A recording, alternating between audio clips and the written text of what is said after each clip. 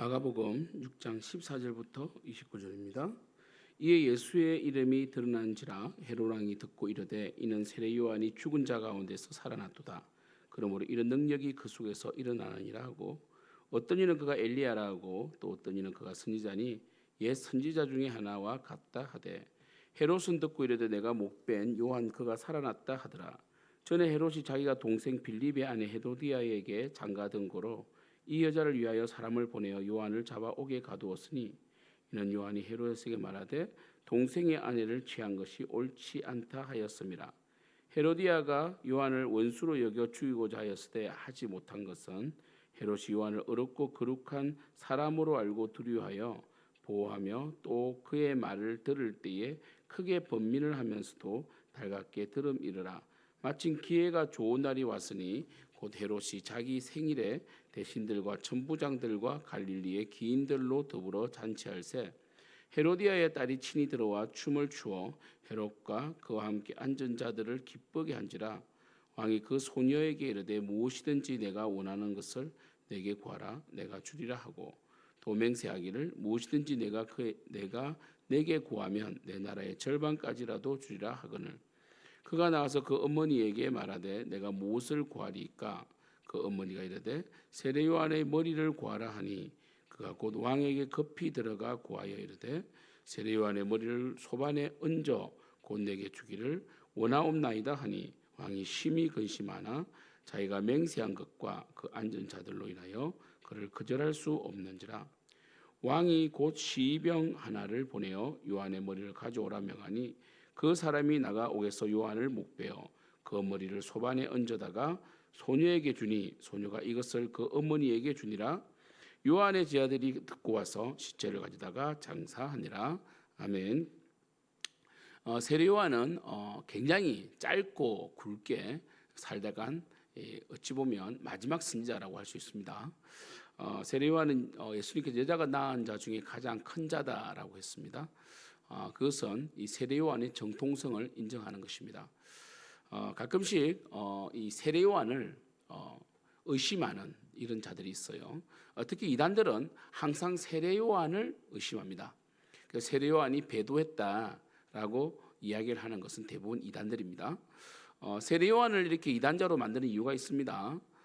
바로 세례 요한이 예수님을 배도한 것처럼 지금 있는 그들의 교주를 한국 교회가 배도했다, 이런 식으로 가는 프레임을 짜기 위해서인데, 세례 요한은 예수님을 배신하지 않았습니다. 세례 요한은 진리 가운데 불꽃처럼 살다가 마지막 진리 가운데 죽었던 자가 세례 요한입니다. 물론 세례 요한이 마태복음에서 죽기 전에 예수님 제자들에게 묻습니다. 내가 기다린 그분이 그분입니까? 라고 묻습니다. 이건 의심이 아니라 확신 가운데서 확인하는 것이지 의심에서 한 것은 아닙니다. 그래서 그는 이제 죽기 직전에 자신의 죽음을 예감하고 정말 내가 했던 이 구원 사역, 회개하라 천국이 가까웠느니라, 이 사역이 헛되지 않기를 바랬던 것이죠. 그런 메시아를 갈망했고, 특별히 예수님 세례를 준 사람 아닙니까? 그래서 예수님 세례 줄 때에 하늘에서 비둘기처럼 성령이 내려서 예수님 머리 위에 임하는 것을 보았고, 이는 내 사랑하는 아들이니 그의 말을 들으라라는 하나님의 음성도 들었습니다. 그래서 예수님의 이 세례는 바로 이 삼위일체 하나님의 사역이었죠. 그래서 세례 요한은 예수님을 의심한 것이 아니라 확신했고, 그리고 마지막까지 묻고 싶었던 것이죠. 그리고 세례 요한은 사람입니다. 그렇기 때문에 이 긍정적인 의심을 품을 수도 있는 것이죠. 세례 요한이 결국 죽었던 결정적인 요인은 바로 헤롯을 비난했기 때문입니다. 헤롯은 자신의 남동생의 아내를 헤로디아, 빌립의 아내 헤로디아를 강제로 빼앗았습니다. 그래서 이 세례 요한은 이것이 옳지 않다라고 지적하게 되었고, 그리고 헤로디아는 이를 갈게 되었던 것이죠. 헤롯은 굉장히 허영심이 강했습니다. 그렇기 때문에 자신의 그 헤로디아의 딸이 춤을 추는 거 보고, 벨리 댄스를 추는 걸 보고 나라의 절반이라도 주겠다라고 호언장담을 하게 되죠. 참 이 허세 강한 사람들은 항상 실수를 하게 되고, 또 허세 강한 사람들은 결정적으로 악을 행하게 되어 있습니다. 여러분이 우리 말씀에 보시는 것처럼 바로 이 헤롯은 결국 세례 요한을 죽인 자가 되잖아요, 그렇죠? 그는 불의한 자였고, 그리고 늘 정치적으로 그는 에돔 사람이기 때문에, 이돔의 사람이기 때문에 정치적으로 자신의 입지가 굳건하지 못했기 때문에 늘 반란에 대한 두려움이 있었고, 민중 추대형이었고, 그리고 로마의 어떤 그러니 로마를 등에 업고 정치적으로 왕이 되었기 때문에 정통성이 없는 왕이었죠. 그리고 분봉왕이었습니다. 분봉왕이라는 것은 이 지역을 나누어서 빌립과 그리고 헤롯이 또 나누어서 통치했다, 분할해서 통치했다라고 보면 됩니다. 그래서 헤롯은 결국 이 헤로디아의 게임에 빠져서 세례 요한을 죽이게 됩니다. 우리 세례 요한의 삶을 볼 때 우리가 몇 가지로 요약할 수 있는데, 첫 번째는 세례 요한은 굉장히 복음 중심적이었습니다. 그래서 그는 이 메뚜기와 석청을 먹었고, 그리고 약대 트롯을 입었고, 그죠? 굉장히 뭡니까? 이 자신의 삶에 대해서 간소화시킴으로 심플한 삶을 살았고, 그리고 그 모든 이 에너지를 복음을 전하는 데 집중을 했다. 그리고 세례 요한은 또 이 물세를 줬죠, 요단강에서. 그러나 세례 요한이 물세를 줌으로써 이 제사장 그룹의 미움을 받게 됩니다. 왜냐하면 원래 회개는 동물을 잡아서 회개를 해야 되는데, 제시씀을 해야 되는 구약의 제사법이 있었기 때문에 세례 요한이 요단강에서 세례를 주니까 많은 사람들이 이 예루살렘 성전에 가지 아니하고 요단강에서 제사함의 세례를, 그러니까 물론 세례 요한의 세례는 제사할 수는 없지만 이 회개의 세례죠, 회개의 세례. 그죠? 물로 씻는다는 의미의 그 에스겔과 예레미야 말씀처럼 물로 씻어 깨끗이 하는 그런 상징적 의미를 가진 이 회개의 세례를 받음으로써 그들은 예루살렘 성전을 등한하게 되었고, 이로 인하여 제사장들의 미움을 받게 되었다라는 것을 알 수가 있죠. 그리고 세 번째로 세례 요한은 이 소리, 광야에 외치는 소리였다. 소리는 명예가 없습니다. 소리는 형태가 없습니다. 그저 메시지만 전달되었죠. 세례 요한의 삶에는 군더더기가 없는 정말 하나님의 영광을 위한 삶을 살았던 소리로서의 인생을 살았다라고 볼 수 있고요. 그 다음에 또 하나는 그가 죽었던 사건과 직결되는데, 그 원인과 세례 요한은 진리 가운데 올곧게 서 있었다. 그래서 그 시대에 바른 소리를 했던 선지자였다. 거짓 선지자들이 많았고, 사두개인들은 거의 정치와 결탁했고, 바리새인들도 정말 이 사두개인과 점점 가까워지고 있는 시대였거든요. 그런데 세례 요한이 정말 정치와 무관하게 이 헤롯의 잘못을 지적하는 그런 이 정의롭게 사역을 했던 사람이었다는 것을 알 수 있죠. 흔히 그런 말을 합니다. 정의롭고 공의롭고 올곧은 사람은 빨리 죽는다고, 그죠? 우리나라 역사에 보면 대표적인 사람이 남이 장군. 남이 장군은 굉장히 뛰어났지만 모함을 받아서 일찍 죽게 되죠. 그처럼 이 정의로운 자는 이 불의한 세상에서 순교를 당하게 되어 있습니다. 우리 천로역정에서 믿음이 순교를 당하잖아요, 허영이 시장에서. 그러나 사실 이 땅에 무슨 소망이 있겠습니까? 우리가 이 땅에서 바른 진리를 선포하고 세상에 도를 만든다 할지라도 세례 요한처럼 정말 광야에서 외치는 자의 소리로, 그리고 오직 복음에 최적화된 삶의 형태로, 그리고 정의롭게 살아야 되지 않는가. 그래도 우리 교회가 차별금지법 반대라든지 정말 이 성경과 맞지 않는 정치적인 이슈는 분명히 잘못되었다라고 말할 수 있는 교회가 우리 교회입니다. 그런 점에서 참 감사하고, 우리 성도님들이 정치색은 다양하지만 그래도 예수 안에서 하나 되었고, 그리고 예수 그리스도의 그 진리에 거역하는 부분은 어떤 정치 당원이라 할지라도 예수 그리스도의 그 성경의 권위를 우리 위에 두고 우리 교회는 이렇게 세워져 나간다는 것에 참으로 감사하다는 것입니다. 정말 지금 정치가 많이 혼탁하죠.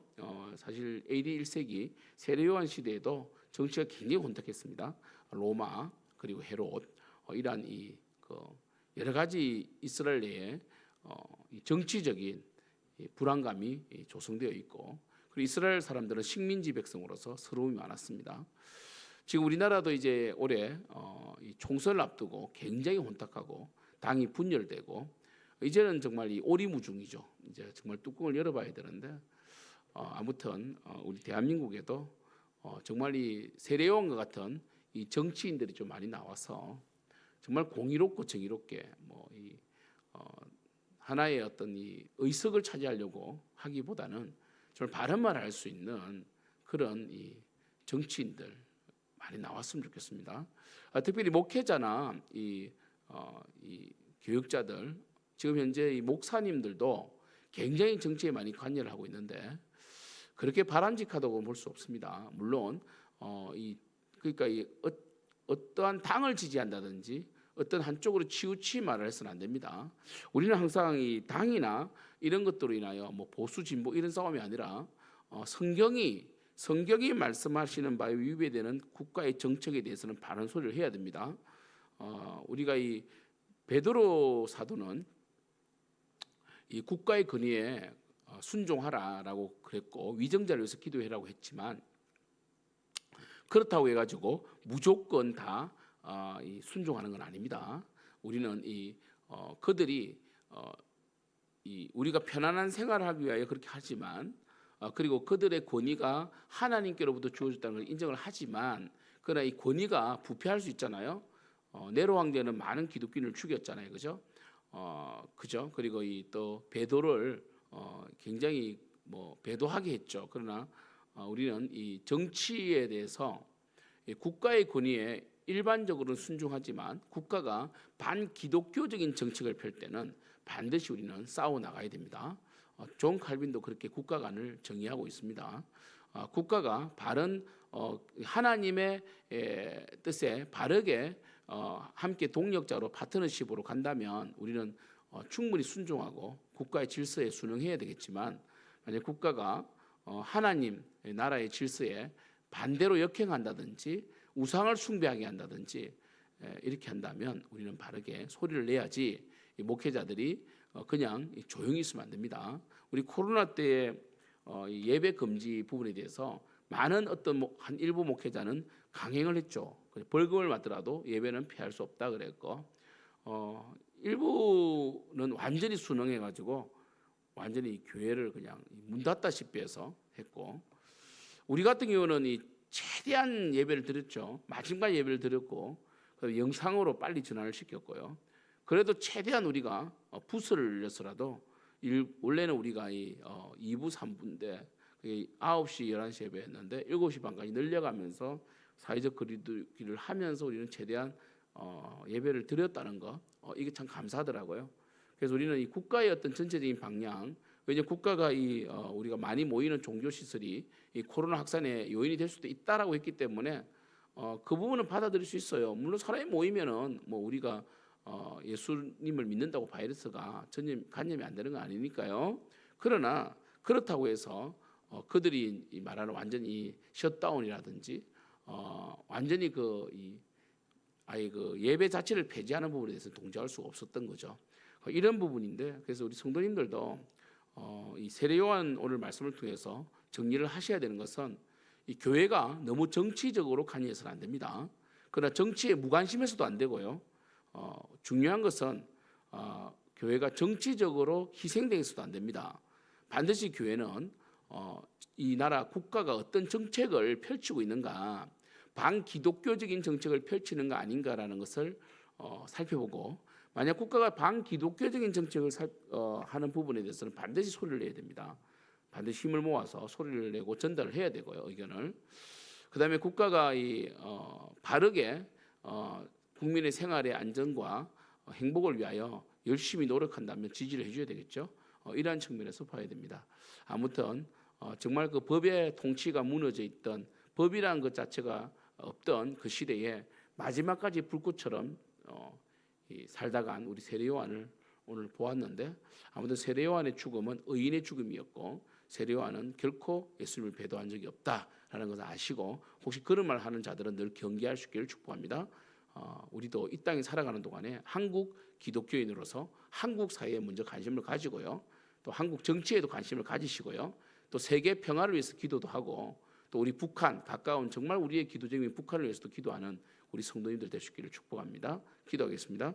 하나님 아버지 세례 요한처럼 정말 공의롭게 정의롭게 대한민국 교회가 서가게 도와주시고 무엇보다 국가의 질서를 존중하지만 국가가 하나님의 뜻과 어긋나고 역행할 때는 반드시 소리를 내는 우리 한국교회가 될 수 있도록 역사해 주시고, 지나치게 정치에 관여하는 한국교회가 되지 않도록 도와주시고, 정치에 희생양이 되지 않도록 역사해 주시옵소서.